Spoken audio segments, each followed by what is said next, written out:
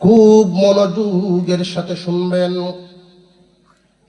এমন একটা যুগ, এমন একটা সময় আমাদের উপর দিয়ে যাচ্ছে, যেই সময় ঈমানের হেফাজত বড় কঠিন হয়ে গেছে।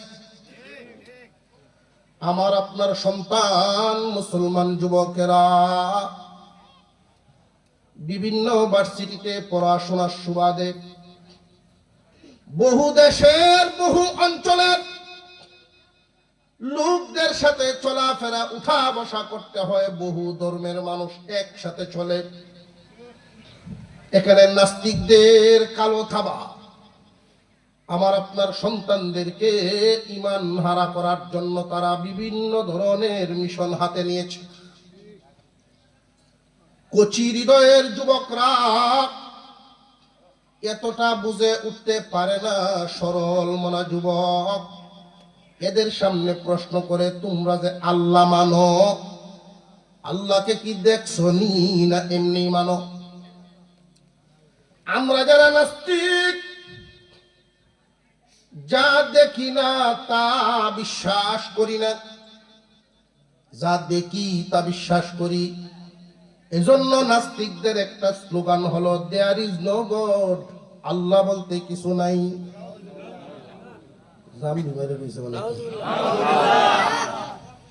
আল্লাহ আছেন না নাই? নাস্তিকরা বলে, যদি আল্লাহ তাকে দেখাও। কোথায় তোমাদের আল্লাহ? দেখাও দেখি। মুসলমান সরল মনা যুবক ইলম কালাম না থাকার কারণে বেশিরভাগ যুবকেরাই ভার্সিটিতে পড়ুয়া, বেশিরভাগেরাই তো কোরআন তিলাওয়াত জানে না। কারণ আমরা আমাদের সন্তানদেরকে, মুসলমানের সন্তানকে যেইভাবে পড়াশোনা করানোর কথা ওইভাবে পড়াই নাই।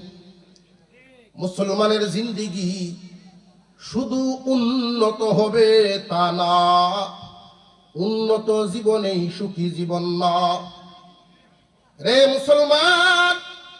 মুসলমানের জিন্দিগি হবে আলোকিত জিন্দিগি, মুসলমানের জীবন হবে আলোকিত জীবন। একটা হলো উন্নত জীবন আর একটা আলোকিত জীবন। উন্নত জীবনে সফলতা নাই, আলোকিত জীবনে সফল। আর আলোকিত জীবন হবে ওইভাবে, মুসলমানের ছেলে হোক আর মেয়ে হোক, একটা হোক আর পাঁচটা হোক, প্রথমে শিখবে কুরআনুল কারীমের তিলাওয়াত। কুরআনের তিলাওয়াত 30 পারা কোরআন সহি শুদ্ধভাবে দেখে দেখে পড়া শিখে ফেলছে। এরপরে যদি তোমার সন্তানকে, তোমার স্বপ্ন থাকে ডাক্তার বানাও, অসুবিধা হবে না। ইঞ্জিনিয়ার বানাও, সমস্যা হবে না। এমনকি তামাম পৃথিবী ঘুরবে, ঈমান হারা হবে না। কুরআনুল কারীমের অ্যাকশন, কোরআনের নূর খুব শক্তিশালী আলো। আল্লাহ পাক রব্বুল আলামিনের কালাম, আল্লাহ যত বড়, আল্লাহর কালাম তত বড়। আল্লাহর কালামের আসর তত শক্তিশালী হয়। আমার আপনার পয়গম্বরকে আল্লাহ ডাক দিয়া বলেন, দোস্ত এই যে কালাম দিলাম, এই কালামের কাজটা কি জানেননি?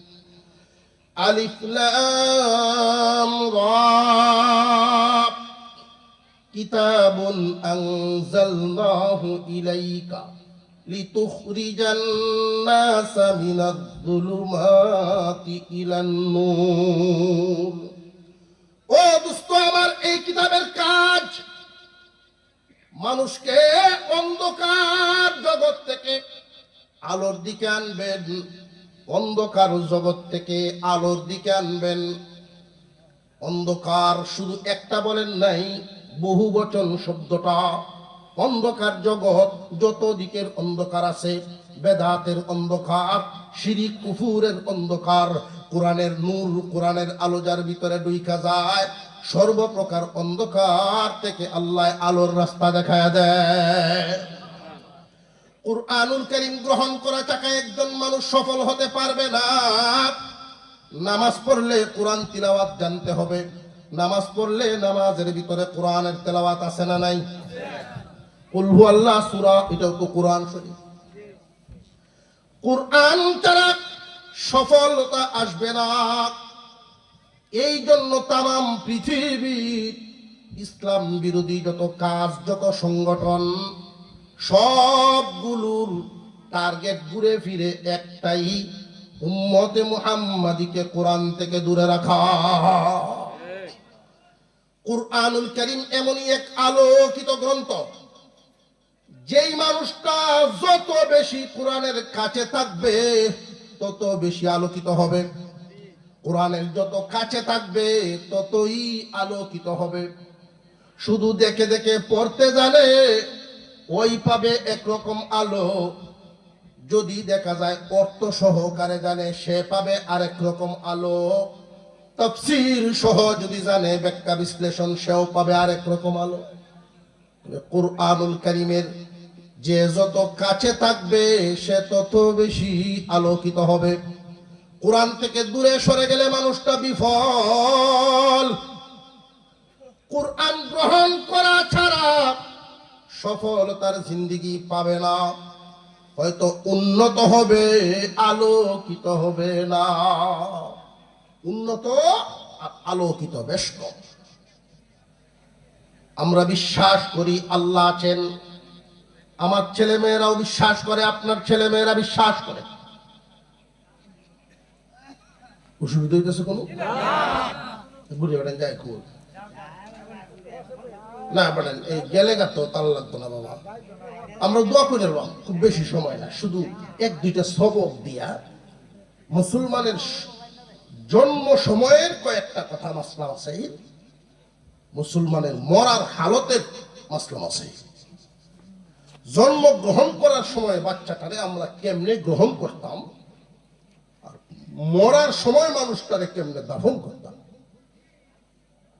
শুরুটাও আমরা গলত আছে, শেষটাও গলত আছে। এইখানে দুই চারটা আলোচনা করেই মজা। আল্লাহ যে আছেন আমাদের বিশ্বাস আছে না নাই? সন্দেহ নেই তো? নাস্তিকরা যে বলে আমাদের ছেলে মেয়েদের সামনে, আপনাদেরকেও যদি এই কথাটা বলে কেউ, কই তোমাদের আল্লাহ কও দেখি। আমরা তো না দেখলে বিশ্বাস করি না, তোমরা না দেখে বিশ্বাস করো কেন? যেটা দেখি এটা মানি, যা দেখি না মানি না। আল্লাহ পাক কুরআনুল কারীমের এক আয়াতে বলেন, যুগে যুগে প্রত্যেক নবীর সামনে, নবীর আমলে জিন থেকে শয়তান, মানুষ থেকে শয়তান, জিন শয়তান আর মানুষ শয়তানরা জাতিকে চটকদার আকর্ষণীয় কথার মাধ্যমে ঈমান থেকে দূরে সরায় দিত। এই যে কথাটা বড় আকর্ষণীয়। দেখলে আমরা যা দেখি বিশ্বাস করি, দেখি না বিশ্বাস করি। কথাটা কি আকর্ষণ আছে না? মানে অনেকই মানে টিভি তো দেখা যায়,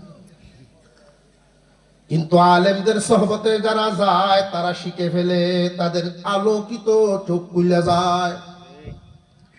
সাথে সাথে প্রশ্ন করা হয় নাস্তিককে, যা দেখো না তা বিশ্বাস করো না? যে না, আমরা বিশ্বাস করি না। তাহলে রুহু যে তোমার ভিতরে আছে কোনদিন দেখছো নি? না, রুহু তো দেখছি না। তাহলে বিশ্বাস করো কেন? আমার আপনার ভিতরে রুহ আছে না নাই? রুহু যে আছে এই বিশ্বাস কেমনে করলাম? নাস্তিকরা আবার জবাব দেয়, রুহু আছে বুঝলাম, বিশ্বাস করলাম আলামতে। রুহু আছে বিশ্বাস করলাম দেখি, এই জন্য। রুহ যদি না থাকতো চোখের আলো থাকতো না। রুহু আছে, হাত পাও নড়ে, চোখে দেখি, চামড়ায় কাজ করে, জিহ্বায় কাজ করে, শ্বাস প্রশ্বাস নিতে পারি, এতেই বোঝা যায় আমার আপনার ভিতরে রুহু আসা যাওয়া করে। এই আলামত গুলো দেখা বিশ্বাস হয় রুহু আছে। তোমার আল্লাহর ব্যাপারে কোনো আলামত আসেনি? হ্যাঁ, আমার আল্লাহর ব্যাপারে আলামত দেখবানি? বলে হ, আগে শুনো, আমার আল্লাহ এতটাই ক্ষমতাবান, তিনি যদি চাইতেন দেখা দিতে পারতেন, কিন্তু কেন দেখা দেন নাই জানেননি? আল্লাহ আমাদের উপরে ইহসান করেছেন, কারণ দেইকা ইমান আনলে ইমান হয় না, দেইকা ইমান আনলে ইমান হয় না। আল্লাহ দেখা দেন নাই, এটা আমাদের উপরে দয়া করছেন, তবে আলামত দেখাইছেন উনি যা আছেন। কি আলামত? আসমানের দিকে তাকাও, চাঁদ এবং সূর্য আছে না নাই? জীবনে শুনছেন নি যে অ্যাক্সিডেন্ট হয়েছে, রাস্তা বুঝলে গেছে খালো? অথচ জমিনে এমন কোনো দিন নাই যেই দিন অ্যাক্সিডেন্টের খবর নাই। প্রতিদিন শত শত অ্যাক্সিডেন্ট। প্রশিক্ষণ প্রাপ্ত ভালো ভালো ড্রাইভার থাকার উপরেও যদি রাস্তায় অ্যাক্সিডেন্ট হয়, চাঁদ এবং সূর্য এটা কি এমনি চলে? কি মনে হয় রে দুনিয়ার মানুষ, ড্রাইভার কি লাগে না? কে চালায় চাঁদ এবং সূর্য? লক্ষ লক্ষ বছর যাবৎ চলে, কোনোদিন রাস্তা বলে না। অবশ্যই একজন চালানেওয়ালা আছে না না? এই জমিনের মধ্যে খেয়াল করে দেখবেন, গরুকে আমরা ঘাস খাওয়াই। একটা গরুকে খাওয়াইলাম এক প্রকারের খাদ্য, ঘাস খাওয়ার পরে গরুটার এই ঘাসটা এক রাস্তায় যায় না, কিছুটা অংশ রক্ত হয়ে প্রাণীটারে বাঁচায় রাখে, কিছুটা খাদ্য গোবর হয়ে বের হয়, প্রস্রাব হয়ে বের হয়, আবার কিছুটা অংশ তোমার রিজিক বানাইয়া আল্লাহ দুধ বানাইয়া বের করে। জীবনে কোনোদিন দুধ রক্তের রাস্তায় চলে না, রক্ত পথ বলে কোনোদিন পেশাবের রাস্তায় আসে না। বান্দারে, এক প্রকারের খাদ্য বাঘ হয়ে যে চার রাস্তায় যায়, এটা এমনি যায় না, একজনে যাওয়ায়। যাওয়ায় যিনি, উনি হলেন কে? মহিলা মা বোনরা মুরগির বাচ্চা ফুটায়। আমরা যে আল্লাহ বিশ্বাস করি, আল্লাহ চিনতেছি, আল্লাহ কেমন আমার আপনার আল্লাহ। মুরগির বাচ্চা ফুটায় নির্দিষ্ট কিছু দিন, মুরগিটার তলে থাকার পরে যখন পূর্ণ সময় হয়ে যায়, সময় হইলেই শুধু বাচ্চাটা বের হতে পারবে না, বাহির থেকে ডিমের খোসাটা কেউ না কেউ ফাটাইয়া দিতে হবে। মা মুরগিটা লক্ষ্য করে দেখবেন, মা মুরগির ঠুটের চুকা অংশ দিয়া, ঠুটের আগা দিয়া ডিম ফাটায়া দেয়, তখন বাচ্চাটা বের হয়। নিয়ম হলো, যদি সময় পূর্ণ হওয়ার আগেই ফাটায় নেয়, বাচ্চাটা কাঞ্জা হয়, কাঞ্জা ডিম। আর পূর্ণ হওয়ার পরে যদি সময় মতো না ফুটায়, দম বন্ধ হয়ে বাচ্চা কুষার ভিতরেই মারা যায়। মা মুরগিটা ডিমের অবস্থা বুঝি কোন ডিমটা কখন পূর্ণতা পাইল, এই যোগ্যতা মা মুরগির মাথায় আল্লাহ দিয়েছে। কোন ভার্সিটিতে শিক্ষা হয় না। আল্লাহ রব্বুল আলামিন এই সৃষ্টি জগৎ এত সুন্দর করে যে চালাইলেন, বান্দারে যেই জায়গায় যেই হালতের দরকার মহান আল্লাহ সেইখানে সেটাই রেখেছেন। আমাদের দেশের প্রাণীগুলো, শীত প্রধান দেশের প্রাণীগুলোর মধ্যে দেখেন কত বেশ কম। আমাদের দেশের একটা কুকুর, আমাদের দেশের একটা গরু, তার গায়ের চামড়া এবং পশমগুলো অনেক ছোট এবং হালকা পাতলা।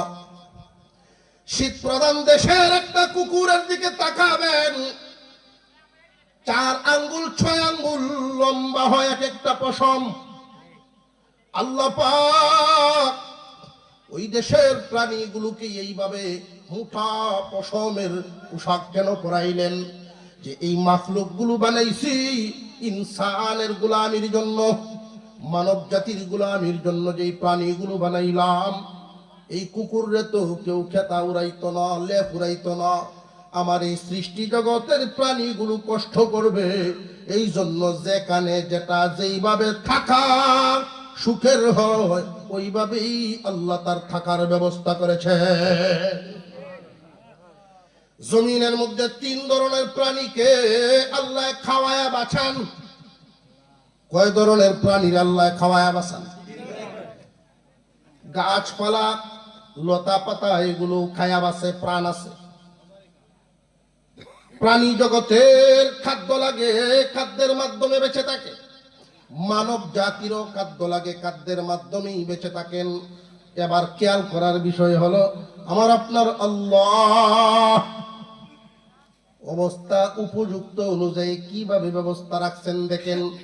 গাছপালা চলতে পারে না, লতা পাতা চলতে পারে না, এই জন্য আল্লাহ মহান তার শিকড় দিয়া টেনে খাওয়ার ব্যবস্থা দিছেন। সৃষ্টি রে, মাখলুক রে, তুই তো চলতে পারবি না, জাগায় দাঁড়ায় যেন তুই খাদ্য পাস, শিকড় দিয়া খাওয়ার ব্যবস্থা। সুবহানাল্লাহ কইতেন না? আল্লাহ পাক রব্বুল আলামিন মাখলুকাতকে কেমনে খাওয়ান খেয়াল করেন। একটা পাখি বাসা থেকে বের হয় খালি পেটে, ব্যবসা নাই, জমিন নাই, নির্দিষ্ট কোনো মালিক নাই, অথচ আল্লাহ তাদের জন্য রিজিকের ব্যবস্থা কেমন রেখেছেন। একটা গরু নিজে নিজে রান্না করে খাইতে পারবে না, নিজে কামাই করতে পারবে না, ব্যবসা পারবে না। এই জন্য আল্লাহ বলেছেন, রোজ সৃষ্টি মাখলুক ঘর থেকে বেরোইলেই মাঠে খাবার রাখা আছে, সহজ ব্যবস্থা, পেট ভরে খাও, ঘরে চলিয়া যাও, মালিকের গুলামিতে থাকো। প্রাণীদের খাদ্যের ব্যবস্থাটা হলো এইভাবে। মানুষকে আল্লাহ বুদ্ধি দিয়েছেন, আকল দিয়েছেন, এই জন্য একটু খেটে খুটে খাও। তবে এমন কোন মানুষ নাই যেই মানুষ না খায়া মরতে হবে। বান্দারা রে, আধা পেট, এই পেট পড়ার লাগিন দুর্নীতি করা লাগবে না। আল্লাহ পাক সব ব্যবস্থা দিয়েছেন, তিনি আমাদের মালিক। একবার জবান খুলে আল্লাহর নাম মুহাব্বতের সাথে উচ্চারণ করি, বলি আল্লাহ আল্লাহ। আল্লাহ পাক ডাক দিয়ে বলেন, হে ইমানদারেরা, যেহেতু আমাকে বিশ্বাস করেছো না দেখে, আমি তোমাদেরকে নিয়ে আসবো কবরের জগতে। বিশ্বাস করছো কবর আছে, হাসরের মাঠ আছে, জান্নাত জাহান্নাম আছে, এই বিশ্বাস যেহেতু অন্তরে, সুতরাং মুমিনের কথায় নাম উঠে গেছে, তোমার দাম বেড়ে গেছে। হাসরের মাঠে উম্মতে মুহাম্মাদীর পরিচয় ভিন্ন হবে। আম্মা জানা আয়েশা সিদ্দিকা রাদিয়াল্লাহু তাআলা আনহা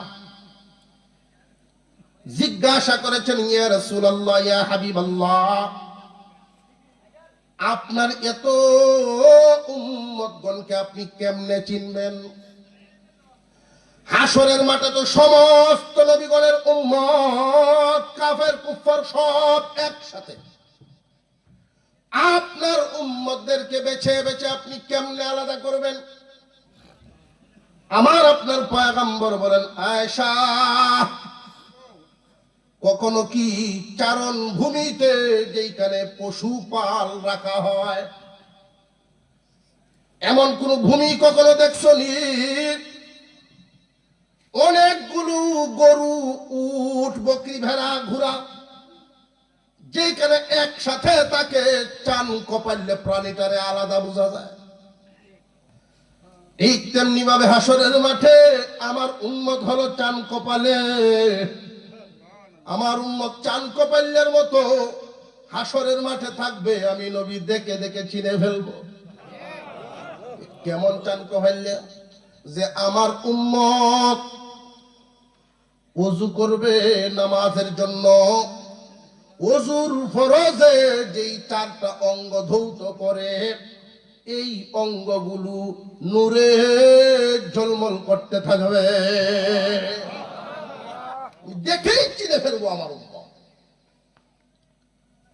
আল্লাহ বলেন, ও পয়গম্বরের উম্মতেরা, তোমরা পরিপূর্ণভাবে ইসলামের ভিতরে ঢুকো।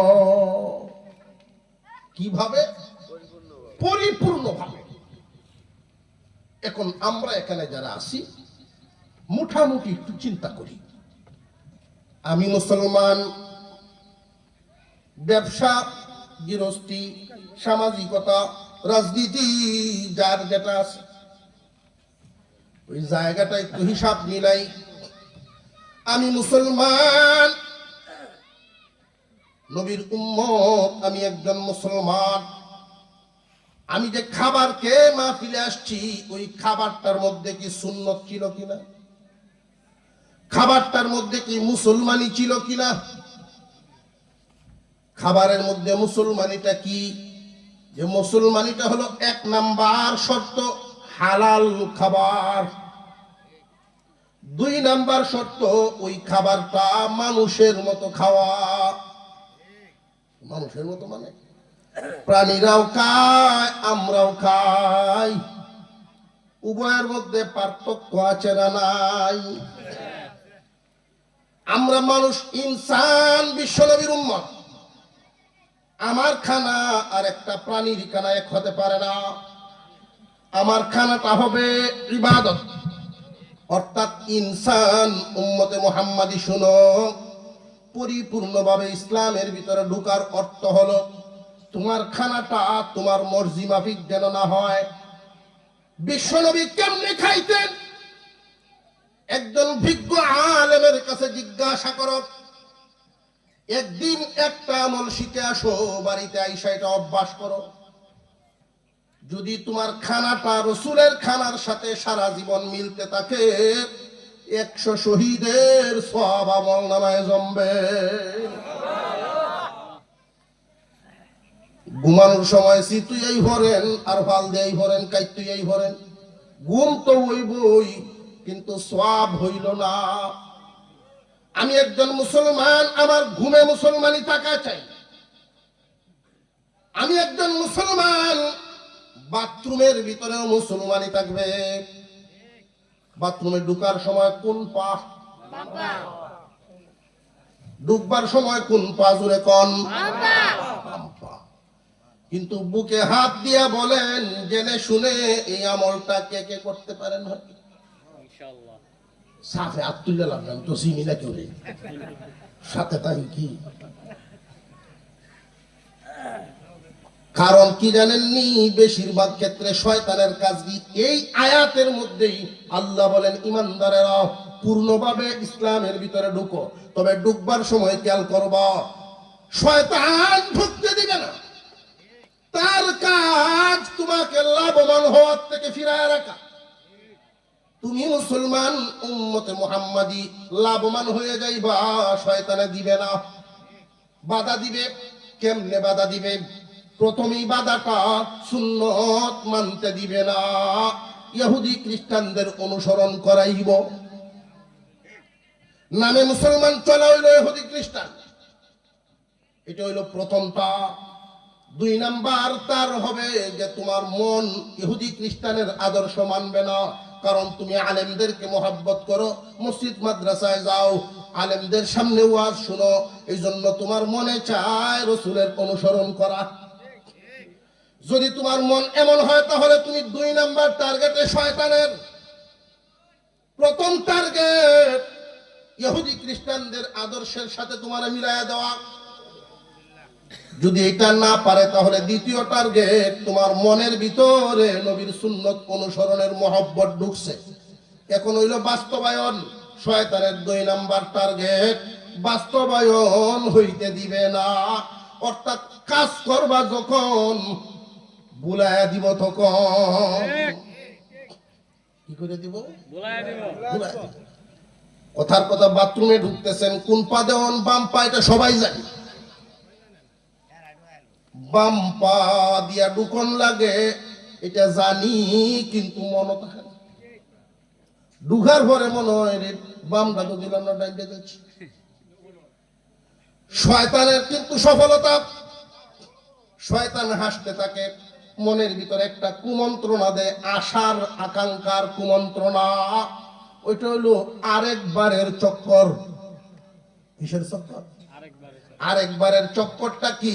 যাচ্ছে এখন তো ডাইন ভাড়া দিয়ে ফেলছি, আরেকবার থেকে বাম পাও। আরেকবারের চক্করে ফেলায় রাখবে মুমিন, সফল হইতে দিবে না। আল্লাহুমুত তাকাসুরু হাত্তা যুরতুমুল মাকাবির। যে যেটার মধ্যে আছো ওই মহব্বতে তোমার কবরের সাথে মিলায় ফেলবো। ঘুম ভাঙ্গো, যে যেটার মধ্যে আছো ওইটার মহব্বতে তোমার গুরুস্থানের সাথে লাগাই দেব। আল্লাহ বলেছেন এটা আরেকবারের চক্কর। আলেমরা যখন নামাজের দাওয়াত দেয়, জি হুজুর বড় হুজুর দোয়া করুন, যে একটু আর কয়টা দিন, এটা আরেকবারের চক্কর। আগামীতে থেকে রোজা আর ভাঙতাম না, আরেকবারের চক্কর। বুঝে আসতেছে? এই দুনিয়ার রীতি হলো মেহনত ছাড়া কোনো কিছু হাসিল হয় না। আপনি যদি কোনো কিছুকে ধ্বংস করতে চান, নষ্ট করতে চান, মেহনত লাগবে না, পরিশ্রম লাগবে না, মেহনত লাগবে না, অটোমেটিক ছেড়ে দেন, যত্ন করা ছেড়ে দেন, নষ্ট হইব অটোমেটিক। ফসল যদি পাইতে হয় মেহনত ছাড়া মিলবে না। কোন একটা জমিনে যদি ফসল করতে যান মেহনত লাগবে না লাগবে না? এটারে যদি চারণ ভূমি বানাইতে চান, নষ্ট একটা ক্ষেত বানাইতে চান, তাহলে পরিশ্রম লাগবো না কাম ভরা বন্ধ করে লইব? গাছের একটা টুম, ওইটারে যদি দামি ফার্নিচার বানাইতে চান অবশ্যই মেহনত লাগবে। আর যদি ওই টুমটারে আপনি নষ্ট বানাইতে চান কিছুই করতে হবে না, শুধু ফালায়া রাখেন। বুঝে আসতেছে? ইয়া আইয়ুহাল্লাযীনা আমানু দুখুলু ফিস-সিলমি কাফা ওয়া লা তাত্তাবিউ খুতুওয়াতিশ শাইতান ইন্নাহু লাকুম আদুউম মুবিন। হে ঈমানদারেরা, তোমরা পরিপূর্ণ ইসলামের ভিতরে প্রবেশ করো। সাবধান, শয়তানের অনুসরণ করবা না। কেন জানোনি? সে হইল তোমাদের প্রকাশ্য শত্রু। গোপন না প্রকাশ? চ্যালেঞ্জ করে আসছে আল্লাহর কাছ থেকে, চ্যালেঞ্জ করে আসছে। 6 লক্ষ বছর তার ইবাদত, কতদিন? জমিনের এমন কোন অংশ নাই, জমিনের এমন কোন অংশ নাই যে অংশে তার সেজদা নাই। কেমন বুঝলেন?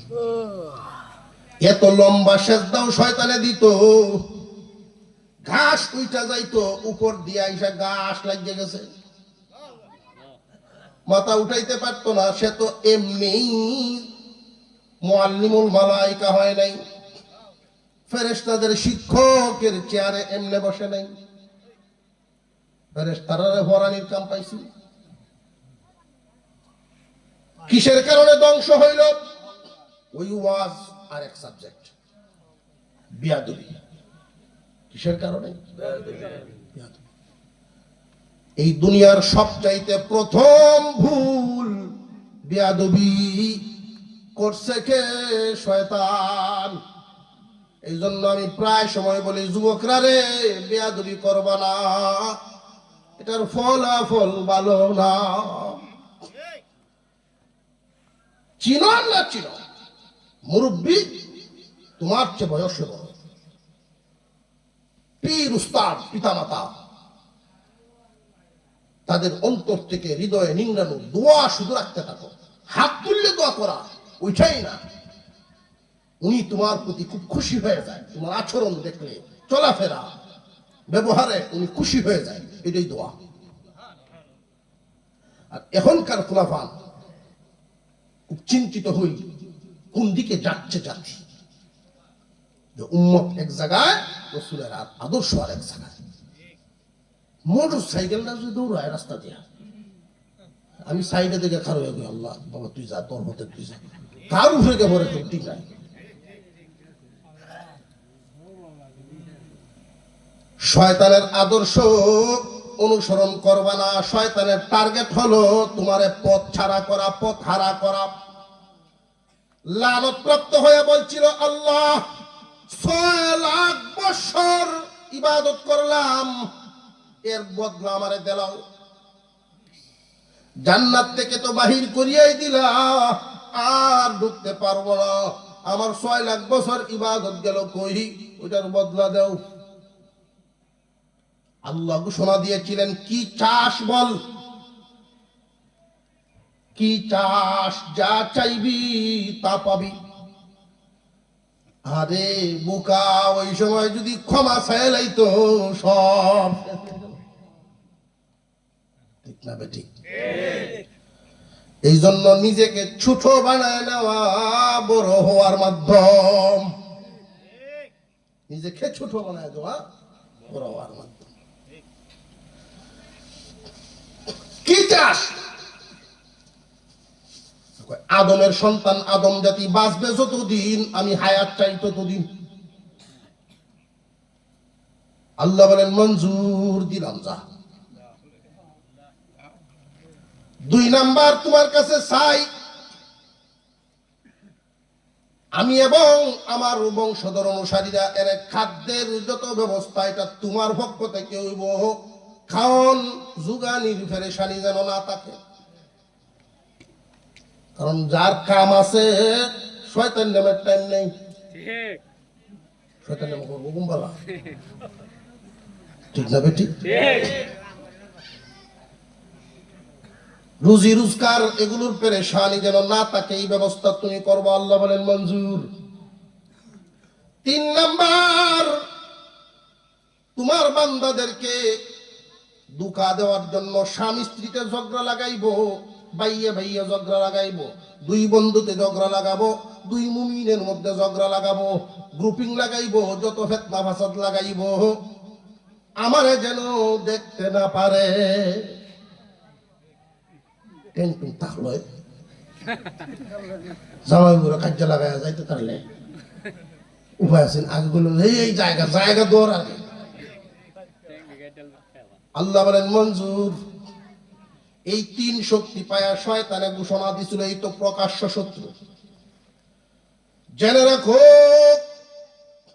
যেই আদমের কারণে আজকে আমি বিতাড়িত, এই আদম জাতি, আদম সন্তান কেমনে জান্নাতে ঢুকে আমি দেখিয়া দিব। আমার হায়াত লম্বা, রিজিকের চিন্তা নাই, দুঃখা দিলে দেখবে না যেই শক্তি আমি পাইছি, কোন একটা আদম সন্তানকেও আমি জান্নাতে ঢুকতে দিব না। সব সময় আমি এদেরকে শয়তানির মধ্যে লাগায় রাখবো, খারাপ কাজে লাগায় রাখবো, তোমাকে যেন না মানে সেই চেষ্টায় আমি থাকবো, ওদেরকে আমি সফল হইতে দিব না। প্রথমে দুঃখা দেয় আমার আপনার যেই সহি রাস্তা, সিধা রাস্তা, এই রাস্তার থেকে সরায় রাখা। সুন্নতি পোশাক ভালো লাগবে না, ইহুদিদের পোশাক পরবো। জানিয়ে রাখবেন মুসলমান, তারাইল থানায় যদি একটা লাশ পাওয়া যায়, বেওয়ারিশ কে বা কারা প্রত্যেকে এই লাশ আইলো, তখন পুলিশে লাশের আলামত দেখে আগে হিন্দু না মুসলমান ওইটা আগে চিহ্নিত করা। হিন্দু না মুসলমান যদি মুখ ভর্তি দাড়ি থাকে, আর কিছুই বুঝা লাগবে না, দেখা লাগবে না, অটোমেটিক বুঝা যায় মুসলমানের সন্তান। লম্বা পাঞ্জাবি, পকেটে মিসওয়াক, আলামতেই বুঝা যায় মুসলমান। না এতটুকু যদি না পায় পুলিশের, পকেট হাতায় পকেটে কিছু কাগজপত্র আছে কিনা দেখা যায়, আইডেন্টি কার্ডের ফটোকপি বা আইডি কার্ড আছে, ওইটার মধ্যে নাম লেখা আব্দুল সত্তার, নামে কি হিন্দু বুঝায় না মুসলমান, আলামতে। ঠিক তেমনি ভাবে একজন মানুষ যখন মারা যায়, ওই মানুষটার আলামত আল্লাহর কাছে পেশ হয়। কার মরণ কোন হালতে হইল, ওই হালতটা বর্ণনা হয়। আল্লাহ, তোমার এক বান্দা মারা গেছে, ওয়াজ গেছি, যাওয়ার পথে অথবা ওয়াজে বৈশা, ওয়াজ থেকে আসার পথে, মসজিদ থেকে আসার পথে, তাবলিগ থেকে আসার পথে সন্তান স্ত্রীর ভরণ পোষণের জন্য হালাল রুজি রোজগার করতে হাওড়ে গেছিল। হালাল কামাই রুজি করি আসার পথে হালাল কামাই রুজি করা ইবাদত। আমরা তো মনে করি মসজিদ খালি ইবাদত না, 24 ঘন্টার মধ্যে মসজিদে তো 1 ঘন্টার কাজ, বাকি 23 ঘন্টাই বাহিরে। বিয়ে শাদী সন্তানাদি সব ইবাদতের ফ্যাক্টরি, নেকির ফ্যাক্টরি আমরা বুঝি না। যেই দিন যে কবুল কইয়া যে গ্রহণ করলাম, ওই দিন থেকেই নেকি লেখা শুরু হইল। বিবির সাথে যত আচার আচরণ, যত চলাফেরা, সব নেকি, সব নেকি, নেকির দোকান খোলা হয়েছে। সন্তান একটা হইল, সন্তানের জন্য যত খরচ করবেন, ভরণ পোষণ যা আছে সব নেকি আর নেকি, সৎকার সব, দান খয়রাতের সব আর সব। উম্মতে মুহাম্মাদি একটু বুঝে শুনে হুশ আইনা চললেই সফল। গৃহস্থী করতেছেন, সবের কাজ। যারা ঘাম জড়ায় রুজি রোজগার করে, হাওড়ো মাছ হয়ে বাজারে গেছে, মনে করতেছে আরে জিন্দিগি তো শেষই করে ফেলতেছি, কোন কামে লাগলো। আরে জানেন আরে মুমিন, তোমার কর্ম প্রত্যেকটা ইবাদত, স্বর্ণের চেয়েও দামি এক একটা কর্ম। মুমিন না জানার কারণে, না বুঝার কারণে হতাশায় ভুগে। মুমিনের কর্মই হলো ধর্ম। মুমিনের কর্মটাই কি? ধর্মরে কর্ম বানাও, কর্মরে ধর্ম বানাও। মুমিন মুসলমান সব তোমার ইবাদত। শয়তানে ভুলায় দেয়, ভুলায় দেয়, পদ্ধতি ভুলায় দেয়। জানি শিখছি এটা এইভাবে করা লাগে, রাসূলের সুন্নাত ভুলায় দিবে। ওইটার থেকে যদি বাঁচতে হয়, আল্লাহ বলেন শয়তানের অনুসরণ করবা না। শয়তান আরেকবারে চক্করে তোমারে ফালায় রাখবে। সাবধান, সাবধান, মেহনত করা লাগবে। ফসল পাইতে হলে মেহনত করা, ফসল হবে না। আরেকবারের চক্করে পড়বা না। তাৎক্ষণিক ঘুরাও, তাৎক্ষণিক ঠিক করে ফেলো। যখন কোনো একটা আমল অভ্যাসে পরিণত হবে, আর মনে করতে হবে না অটোমেটিক বাম পাও ঢুকবো। বুঝে আসতেছে? আয়না হাতে নিবেন, অটোমেটিক দোয়া বাইরিব। বাথরুমে ঢুকবেন, অটোমেটিক বাম পাও যাইব। ঘুমানোর সময় আপনি ইচ্ছা না থাকলেও অটোমেটিকই ডান করতে শুইবেন। কিন্তু আমলটা অভ্যাস পর্যন্ত নিতে হুঁশিয়ারির সাথে নিতে হবে, মেহনত করিয়া।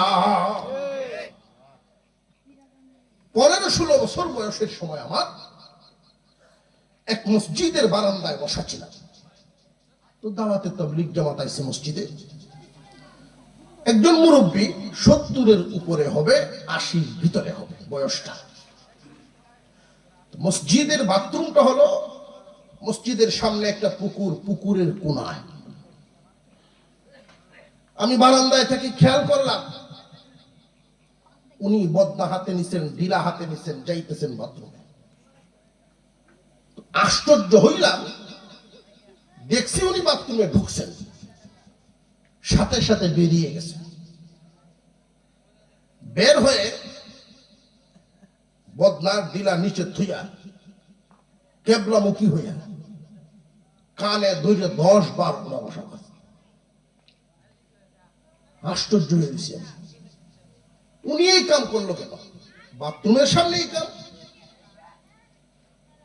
উনি ঘুরে আসলেন, আমি জিজ্ঞাসা করলাম, দাদা এই কাম কেন করলেন?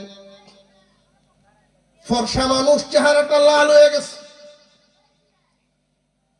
চোখের পানি টলমল শুরু করে দিছে।